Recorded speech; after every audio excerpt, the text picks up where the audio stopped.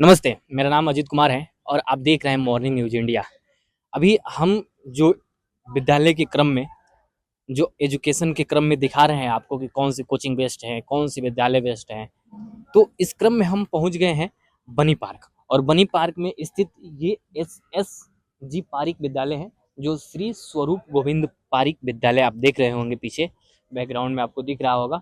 तो यहाँ पे हम पहुंच गए हैं और यहाँ पे चल के लोगों से बात करेंगे, छात्रों से भी बात करने की कोशिश करेंगे और यहाँ के प्रिंसिपल से भी बात करने की कोशिश करेंगे कि क्या सुविधाएं हैं छात्रों को पढ़ने के लिए, क्या फैसिलिटी है, कैंटीन फैसिलिटी, पानी पीने की जो भी समस्याएं होती हैं छात्रों की, उन सारी चीज़ों का क्वेश्चन का आंसर लेने की कोशिश करेंगे और हम जानेंगे कि क्यों है ये बेस्ट विद्यालय।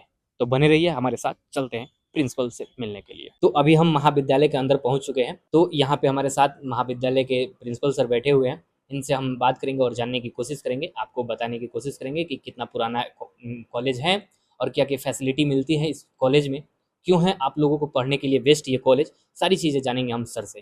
तो सर, सबसे पहले तो आप अपना नाम बता दीजिए। मैं प्रोफेसर एन.एम. शर्मा यहाँ प्रिंसिपल के रूप में काम कर रहा हूँ और ये जयपुर शहर का सबसे पुराना कॉलेज है। एजुकेशनल इंस्टीट्यूशन के रूप में हम बात करें तो ये 1906 में, मतलब लगभग 125 साल पहले, 120 साल पहले इसकी स्थापना की गई थी एक स्कूल संस्था के रूप में, और ग्रेजुअली इंक्रीज होते होते ये आज पोस्ट ग्रेजुएट कॉलेज के रूप में स्थापित है और जयपुर के बिल्कुल केंद्र में है। सबसे बड़ी महत्वपूर्ण बात है, बिल्कुल सेंटर ऑफ दिस सिटी है और मैं कह सकता हूँ कि अध्ययन अध्यापन का सर्वोत्तम केंद्र है। किस रूप में कि बहुत कम अफोर्डेबल फीस है और लगभग सभी विषयों के यहाँ पढ़ने पढ़ाने की बहुत अच्छी व्यवस्थाएं हैं। कौन कौन से कोर्स सर यहाँ पे पढ़ाया जाता है, थोड़ा कुछ जानकारी। देखिए, यहाँ आर्ट, साइंस और कॉमर्स तीनों फैकल्टी हैं। तीनों फैकल्टीज़ में के अतिरिक्त यहाँ बीबीए, बीसीए की क्लासेज भी हमारी चलती हैं। बीएससी ऑनर्स में हमारे यहाँ physics, chemistry, zoology, botany honours के रूप में भी पढ़ाए जा रहे हैं और लगभग 15 सब्जेक्ट्स ऐसे हैं जिसमें पोस्ट ग्रेजुएशन की हमारे यहाँ पढ़ाई होती है। हमारे यहाँ सारे टीचर्स वेल क्वालिफाइड टीचर्स हैं। यूजीसी की जो योग्यता है उसके अनुसार सिलेक्शन कमेटी सिलेक्शन करती है उनका, और उनकी योग्यताओं में किसी तरह की कोई कमी नहीं रहती। सभी बहुत अच्छे टीचर्स यहाँ हैं। हमारे यहाँ रिजल्ट बहुत अच्छा रहता है। मैं अपने आगे की ओर बताना चाहूँगा कि हमारे यहाँ रिजल्ट बहुत अच्छा रहता है। आप देखेंगे कि रिजल्ट जब उठाएंगे तो चूँकि हम राजस्थान विश्वविद्यालय से एफिलेटेड कॉलेज हैं और एफिलेटेड कॉलेज की सारी परीक्षाएं राजस्थान यूनिवर्सिटी ही लेती हैं। जितने भी राजस्थान के एफिलेटेड कॉलेजेज हैं जो जब राजस्थान यूनिवर्सिटी के परव्यू में आती हैं, आप देखेंगे जो रिजल्ट हैं उनमें यह कॉलेज अपना बहुत अच्छा स्थान रखता है। हम कहें कि विज्ञान के संदर्भ में हम बात करें तो गत वर्ष केमिस्ट्री का गोल्ड मेडल जो कि राजस्थान के 600 कॉलेजेज में दिया जाता है वो पारिक कॉलेज को मिला। हमारे यहाँ म्यूजिक का बहुत अच्छा एक डिपार्टमेंट है, उसका भी गोल्ड मेडल पारिक कॉलेज को मिला पीजी में। हमारे यहाँ फाइन आर्ट्स में जो है चित्रकला विभाग भी है जिसे ड्राइंग एंड पेंटिंग, उसका गोल्ड मेडल भी मिला। हमारे यहाँ रिजल्ट्स बहुत अच्छे रहते हैं, अफोर्डेबल फीस है और वो फीस इतनी कम है कि अगर हम ये कहना चाहें, आपको उदाहरण के रूप में कहना चाहें कि बीसीए करना, आजकल बच्चों की बड़ी प्राथमिकता है बीसीए करने की, तो बीसीए किसी बड़े प्राइवेट कॉलेज से करना चाहे तो वो 90,000, 1 लाख, 1.25 लाख की फीस लेते हैं। हम मात्र 32-33 हज़ार रुपये सालाना फीस में बीसीए करवा रहे हैं। बीबीए की भी फीस हमारी इसी रूप में बहुत कम है, जबकि अन्य स्थान पर ये 70,000, 80,000, 1 लाख है। तो कम फीस पर एक बहुत ही क्वालिटी एजुकेशन देने का ये केंद्र है और ये इस रूप में महत्वपूर्ण है कि यह जो संस्था है जिसमें आप बैठे हैं इस वक्त देख रहे हैं, पारीक समाज की इलेक्टेड बॉडी इसको रन करती है। हर 3 साल बाद चाहे चुनाव होते हैं, चुने हुए लोग आते हैं, उनका स्वयं का कोई आर्थिक हित नहीं होता, वो केवल अपने सामाजिक उत्तरदायित्व का निर्वहन करने के लिए, वंचित क्लास के लोगों को एक अच्छी शिक्षा प्रदान करने के लिए वो अपना यहाँ कार्य करते रहते हैं। उस रूप में एक बहुत अच्छी संस्था है। सर, जैसे कि पारिक नाम है तो इससे समाज को कुछ छूट कैटेगरी को मिलता है इस कॉलेज में, या कुछ ऐसी चीज़ें जो कास्ट बेसिस पे छूट मिलता हो, ऐसी कुछ देखिए, नहीं चीज़ें। नहीं, इसमें देखिए, इसमें महत्वपूर्ण बात क्या है कि कास्ट, क्रीड, रिलीजन के आधार पर कोई डिस्क्रिमिनेशन नहीं है। मेरिटोरियस बच्चे हैं चाहे किसी भी कास्ट के हैं, उनको जो मैनेजमेंट अपनी पॉलिसी है उसके हिसाब से उनको फीस में रिलैक्सेशन भी देती है, स्कॉलरशिप भी देती है। सबसे महत्वपूर्ण बात है कि स्कॉलरशिप भी देती है मेरिटोरियस बच्चों को, उसका एक क्राइटेरिया है। तो कैसे सर, स्कॉलरशिप के बारे में थोड़ा समझाइए, किस प्रकार से स्कॉलरशिप। स्कॉलरशिप इस रूप में है कि मान लीजिए एक बच्चा जिसने कि सीनियर हायर सेकेंडरी करके हमारे यहाँ फर्स्ट ईयर में एडमिशन लेने आ रहा है और मान लीजिए उसके 70% से ज़्यादा नंबर है, तो जो हमारी फीस है उसमें एक सर्टेन परसेंटेज उसको जो है कम कर दी जाएगी, जो स्कॉलरशिप के रूप में उसको दी जाएगी। 80% या उससे ज़्यादा है तो उसको इस रूप में जो स्कॉलरशिप दी जाती है, तो बच्चों को प्रोत्साहन मिलता है इस रूप में। सर इस कॉलेज में कैंटीन वैंटीन की व्यवस्था, जैसे कि मैं बाहर घूम रहा था तो देखा कि उधर कैफेटेरिया टाइप का और गार्डन टाइप का बना हुआ है, तो क्या देखिए, जयपुर शहर के बिल्कुल मध्य में स्थित यह कॉलेज, जिसमें 37 बीघा ज़मीन है।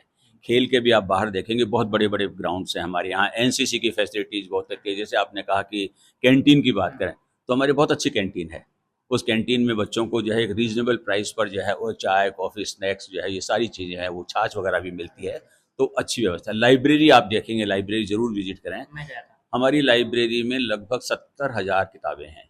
पुरानी भी किताबें, क्यों पुरानी इस रूप में महत्वपूर्ण हो गई कि अभी देखा होगा कि नई एजुकेशन पॉलिसी है, उसमें एक नया टॉपिक चल रहा है इंडियन नॉलेज सिस्टम, जिसको आईकेएस कहते हैं।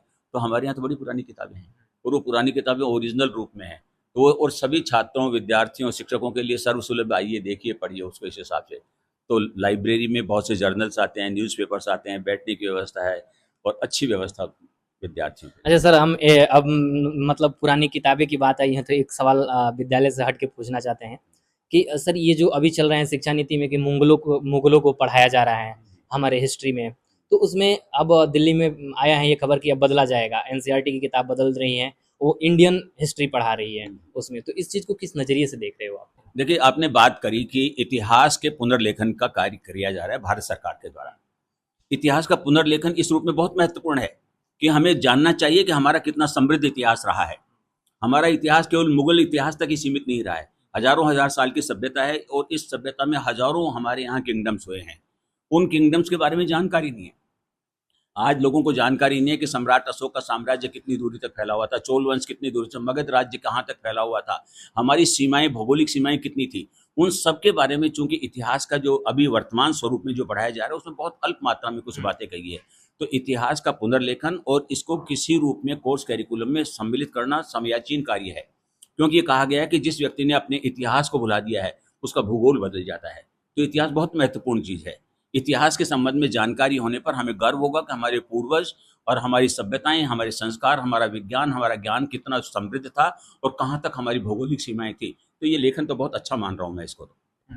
सर फिर हम आते हैं अपने टॉपिक पे कि जैसे राजस्थान के अलग-अलग क्षेत्रों से बच्चे यहाँ पढ़ने आते हैं, तो वो ये जानकारी लेना चाहते हैं कि मतलब किस प्रकार से हम कॉलेज में जाएँगे, कैसे क्या होगा? तो थोड़ी ये बता दीजिए कि मान लीजिए मैं छात्र हूँ और राजस्थान के अलग किसी गाँव से आ रहा हूँ, तो किस प्रकार से यहाँ पे मैनेजमेंट से बात करना होगा? किस प्रकार से एडमिशन होगा? क्या देखिए, इस कॉलेज में उसको सीधे आना है। यहाँ हमारे यहाँ कहीं किसी रूप में कोई मीडिएटर नहीं है, सीधा वो यहाँ आ सकता है। हमारा एडमिशन सेल है जो बहुत बड़ा, अच्छा आप देखेंगे बहुत बड़ा एडमिशन सेल है।